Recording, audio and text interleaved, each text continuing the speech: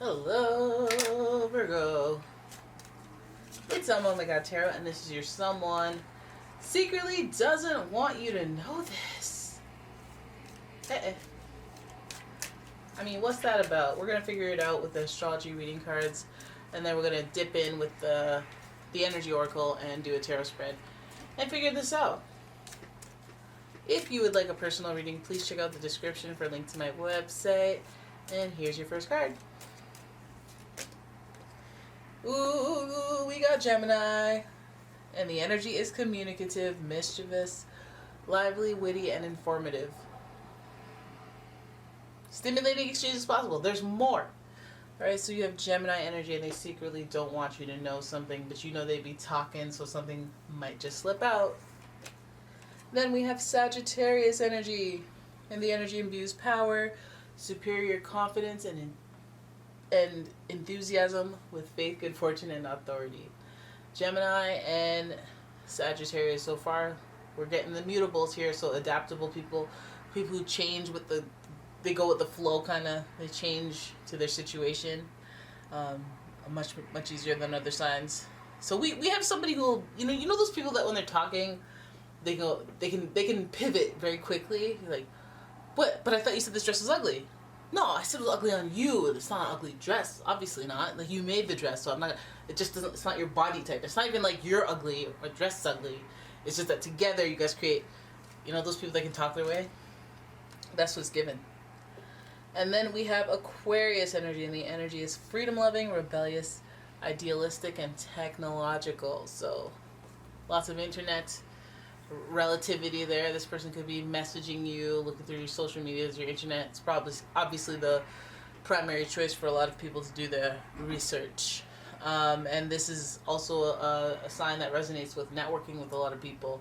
So there could be a community around this, or there could just be like, I know a lot of people, or who to ask for what, for which, to what, like knowing people from all around. Let's hope it doesn't mean people multi-factoring into a situation. Like, damn, I hate when it's like a bunch of people involved. But we do have a lot of this like air energy here. So this is intellectual energy, it's communication. And then we have Sagittarius, who is about higher learning, so that's somewhat intellectual as well. But Sagittarius also represents that fire within your spirit that makes you want to go out and explore things and experience things firsthand and be free, and just like Aquarius. But free in the way that they don't have to commit or be anywhere. They just want to be easygoing. Whereas, Aquarius is like, I militantly want to be free. Like you can't hold me down. It's not puffy, hold me down, baby, in this one. So let's have a look at what this person or people secretly don't want you to know. Okay, and what it's involving is coming down to these oracle cards that I'm shuffling, the energy oracle. Let's have a look. Oh, damn. So we have the temple path. And think about that, because I know this setup is like, you can barely see the cards. I wish it was a little closer, but the temple path, or it might be just my monitor's really small because it's the camera monitor, so it's really tiny, but maybe you guys can see everything perfectly. I don't know. I should do a quality check. The temple path is walk the spiritual path. Walk with that enlightenment. What this person secretly doesn't want you to know, it feels like there's like this spiritual enlightenment and wisdom to it, like they're holier than thou. But let's hope there's no conflict involved, because this temple path is, at least, it could mean well. It could be like, oh, I'm trying to let things happen naturally. Let the universe divinely unfold events that are meant to be. And I'm taking the high road as well with this. So let's see what the tarot has to say. I'm using the Golden Universal. And we can have a look at what this chatty patty Gemini has to say. This free-spirited Sag Aquarius energy. A lot of awakening, enlightenment type energy coming to the surface. But let's have a look at how this person communicates, because that could be a thing here. And what they secretly don't want you to know is, well, we already know that there is a secret, but I guess this is a little bit more. It's looking a little more sus a little bit more malicious intent filled when you throw out a Seven of Swords, and especially one that's in reverse. Then we have the Temperance card, whom is associated with the zodiac sign Sagittarius, who you already have, so it's kind of interesting. Then we have the Queen of Swords, followed by the Nine of Pentacles. You know, I don't divvy up the space well. Followed by the Nine of Swords. So a more challenging reading than, you know, a little bit of a roller coaster, but a little more challenging of a reading than your typical reading, you know. So we look at this as a whole and we think about, hey, what do they secretly not want you to know? Like, what's going on? And we see the deception, the wearing the false mask in the relationship through the Seven of Swords. And we're wondering, like, are the answers obvious? Are they right in front of us? Are we ignoring the signs? Are we ignoring our instincts or our intuition? Because it feels like this person would be very obvious, and maybe it's even at the point where you're lying to yourself about the mask that they're wearing. Maybe their actions don't add up to what they're saying, and you should do the math and make the math mathing. Now, this isn't about victim blaming. This is about you kind of almost wanting to have an open heart. You wanting to be free of any burdens with this person, or free of any painful points. So you're like, almost like trying to start anew. Trying to, you know, be the bigger person, like I mentioned. Because we have this healing, reconciliation, and finding resolution type energy here. And so I'm wondering if that's like the energy that I guess you represent more than anything, if there's deception. I mean, we could also look at it as in, since this card is in reverse, we could also look at it as in you being not completely honest with your intentions upon this healing and reconciliation. Hey, can we still be friends? Absolutely. You want to hang out? Yeah, sure. It's like, probably shouldn't hang out because we have feelings, or maybe I need time, or I need space. But saying yes because you're just like, let me just put on a front until I can eventually get to a place where that front is real, or you know what I mean? But it's still not being honest with oneself. This energy is also that Sagittarius energy, very easygoing. And but this card is also, the tarot meaning is all about moderation, and again, going with the flow, like just not doing too much and not making an exaggerated effort. So it feels like, you know, it feels like one of those like karmic, if they're lying to you, you do not have to obsess over it. You do not have to look into this and that and that and that. And this is also how I live my life too, is that if all the people are doing all this stuff, you're never going to be able to trust anyone. You're never going to be able to know who's lying and who's not going to lie. This is one you got to leave up to the ethers. Like, I know that even if they are lying, I will find out eventually. And it won't be by me looking. It'll come to the surface, as it always does. And the stuff that where they're lying and I don't find out ever, they're probably going to end up not being important anyway. So you can judge that one out, you spiritual guides or whatever the heck you want to be. But just deal with that for me. And I feel like I'm good. I don't wonder if people are straight up lying to me out of nowhere and get obsessive compulsive. So then we have the Queen of Swords, who, again, listen. When the day comes and you find out they are lying, you can't be like, well, maybe they didn't mean, well, maybe. You got to be like, all right, Queen of Swords energy, come forth, off with your head. I don't play them games. I put my foot down. I look soft and gentle, but I put my foot down. Because if I don't put my foot down, my swords are going to start swinging. You know, she has that little fire in her, right? And then we have the Nine of Pentacles, just adding on to that fiery energy, or that try to do me wrong type energy. I wish a mother would energy.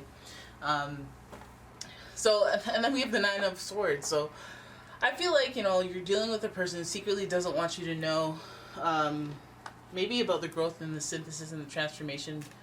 I want to get into the details of it, because I feel like, you know, they're giving us the archetypes of the Queen of Swords. So what they don't want you to know could involve a mother figure, or them if they're in a place of authority, or you if you're in a place of authority having to, you know something or do something, but they are keeping information from you and just trying to stay out of it. I feel like it's almost like if this is like like if you're the superior of someone and they're not telling you some tidbit of information because they just want to act like everything's cool and they don't want to get involved. You know, I would see that as like, hey, why don't you tell me, type thing. But then it's like, can't tell you because you're the authority here, and you're gonna go berserk. You're gonna, you know. So I'm wondering if they're not telling you based on a reaction that they fear, or like just because There's a lot of independence here. They may feel like they don't know how you'll react, or they can't gauge because you're not connected to them in more than a, like, there's like a you're above me type thing. You're not on my level. You're like my sister's sister. Like, I know you, but I don't know you like that, and I can't just tell you anything that I just learned. You know, I don't want you to know. I don't want you to know that I know. I don't want to get involved. But they do live anxiously about it. I want to get more in depth about what the heck it is, because it's like these three guys, and then we're going from deception and wearing a false mask, and that could even be you wearing the false mask because it's in reverse. And then we're going to anxiety about it. Like, what is it? What's going on? I know what you're going through, but damn, Judgment Day. So they think that the answers are going to, like, this will unfold organically, they think, so like they don't want to say anything. It's like your comeuppance will come.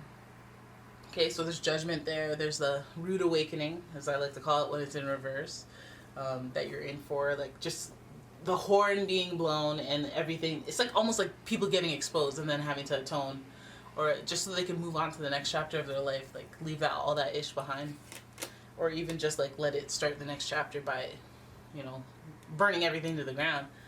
And then we have, okay, there's some choice words that people had. There's some choice words that are going to get exposed. So I don't know if you were mad one time and said something to this person and they told someone else and they secretly don't want you to know that they told, like, or somebody may have said something about you and they don't want you to know until you find out by somebody else, or some other circumstance where you inevitably will find out. It could be more than words. It could be knowledge, intel. It's like, hey, our company is having a merge and everybody's going to get laid off. I know that, but I don't want everyone to mass leave before we need them to, so don't say anything. And then this person is just fighting back tears to not tell you, because, like, why wouldn't I want to tell everybody, but I can't. It feels like they're holding some sort of information like that, or some conversation, some words. I feel like this is also an arc in a storyline for a lot of people, or anyone that's involved, because of this Pluto relation with the Judgment card. As you know, Pluto represents death and rebirth, but really the overall transformation is what it represents. It's like an awakening. It is an awakening. It's like doing a snapshot. It's like knowing the inevitable. Like, one day you're gonna graduate, and then move to the next chapter, and then not really being able to mark a date and time when that end and that start is. So then life goes, okay, well, guess what? Your whole company's moving to Beijing and you're moving with them. And then you're like, okay. I always wanted to travel and work, but I never actually made it a priority and executed a plan. Like, wow, this kind of worked out for me. But normally it doesn't work out in such a positive way. It's more like shocking and troubling and jarring. It's more not like this convenient wrap up, but it's like, all right, you know, you've been on and off again with your boy, with your girl, on and off again, on again, off again, on and off again. Now this person has gotten married and had a child and has moved to the other side of the country, so life kind of sent a judgment card down to you and recalibrated your life for you, because you could have done that forever. Okay, so I feel like there's some choice words and there's some things that need to move forward that seem rather harsh that you didn't know of. So some of you might even be finding out things, you know, that just, you know, when you're going through a breakup and you're like, but then you find out something that just kickstart you going, oh, I hate that person, I'm never talking about them again. Get them. Oh, they were cheating on me the whole time? You know what? F that person. Done with that person. That person's dead to me. I don't even know who they are. I don't anything. They don't exist. Who? Like that. I think something just gets kickstarted. Then we have the 8 of Wands. It's giving us, there's a special effort. There's a doing too muchness of it. There's going out of your way, doing stuff that you shouldn't. Like, I don't know. I think that's malice. To me, that's malice. The Knight of Swords with the 8 of Wands, like making a special effort to be extra rude or do something that is extra insensitive or extra like hot-headed or impulsive that is damaging to other people. I feel like some of you guys might be surprised with someone like that. You know, they started off as, maybe their justifications are very spiritual to them. Like, they're like, I just had to do what I want to do. I just want to be free. I just want to be free spirit. Like, anybody who's been burned by like a Sagittarius or Aquarius energy, they're like, well, I caught you on a technicality. I never committed to you. I never, you know, your feelings, you know, those are a side effect, or those are a consequence. I'm out of control. I didn't give you this title. I didn't say it, you know. get you on a technicality when it comes to matters of the heart kind of thing. But I feel like, yeah, they could be a little harsh, abrasive. Maybe their personality changes. I feel like they know what they're doing. I feel like when they are sensitive and emotional and they do care about someone, they do have that emotional intelligence and that wisdom from a upper caring area. Like, think about Taurus protecting someone they truly love, like that. Like, they have that King of Cups emotional intelligence and sensitivity towards feelings. But I feel like when they get like this, when they're acting like this, when it's starting off as lies, then they underlying don't have that sensitivity or care for the person that we're talking about, and we're talking about you right now. So secretly they don't want you to know all of this. I feel like they have like other agendas, whoever this person that you're dealing with is. Maybe there was like, again, the on and off again, or there was just something going on in the beginning, and then you want to be the bigger person, let things go, and then it's still, they just like they come to a point where you need to be the Queen of Swords, and maybe you are for a moment, but I don't know, karma seems like they're like, you know what, we're gonna cut this off for you. This person's going to prison for 25 years. Imagine. Because I can't leave you alone. You get some harsh comment. Oh, anyways. Alright, so there it is. That is your reading. I hope you guys enjoyed it. If you did, please give the video a thumbs up and subscribe to the channel. Leave a comment, share the video. And if you'd like your own personal reading, please check out the description for a link to my website as well as a link to my Etsy shop. And I will see you in the next one. Bye-bye. Bye-bye.